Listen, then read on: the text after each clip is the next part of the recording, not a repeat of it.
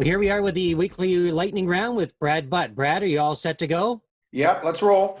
All right. So, sick pay motion at the Mississauga City Council was brought forward by Mayor Crombie. What's the mayor trying to accomplish here?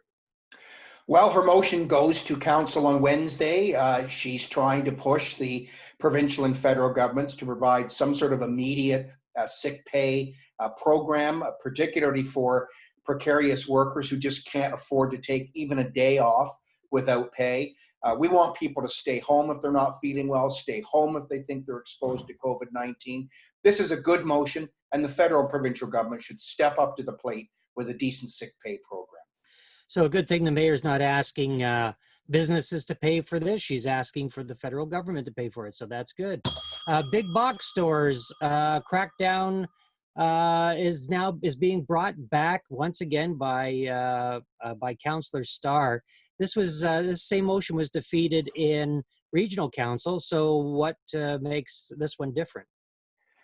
Well, it really isn't a lot different. I mean, it's basically the same motion that was defeated at regional council. And this is asking that non-essential items, non-essential aisles in the so-called big box stores have to be closed while the essential items can still be sold.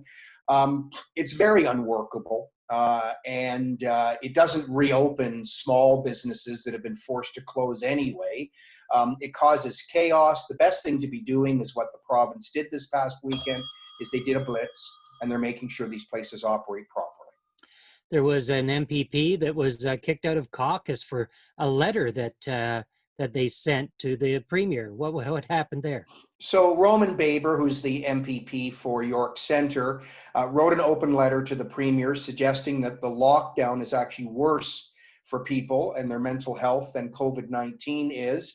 The premier responded right away by booting Mr. Baber from the Progressive Conservative Caucus.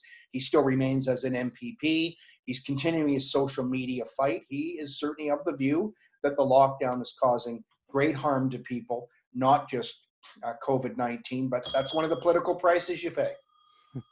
Absolutely. There was a federal cabinet shuffle last week.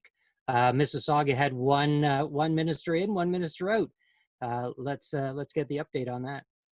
So longtime Minister of Industry, Navdeep Bains, told the Prime Minister he doesn't intend to seek re-election whenever a federal election does happen this year, and so he stepped down from cabinet.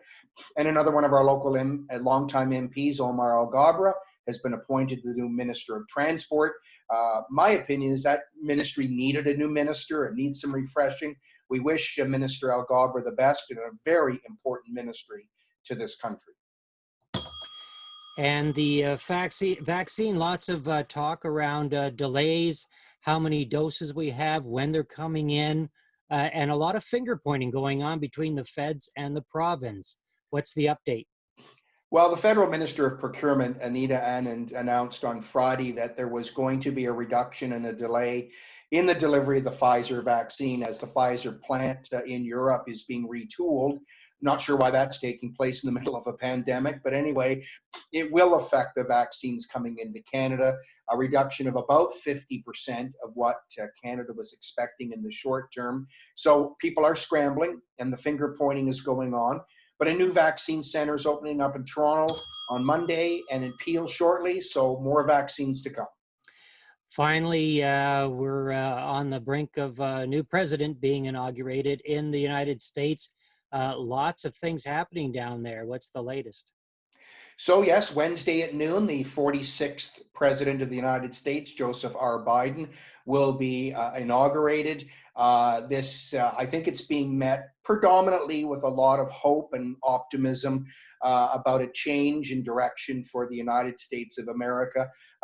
One item we have found out about that will affect Canada by the Biden administration is the killing of the Keystone XL pipeline. That's going to send shockwaves through Canada's energy sector when that gets done. But I think most Canadians are hopeful with the new Biden administration.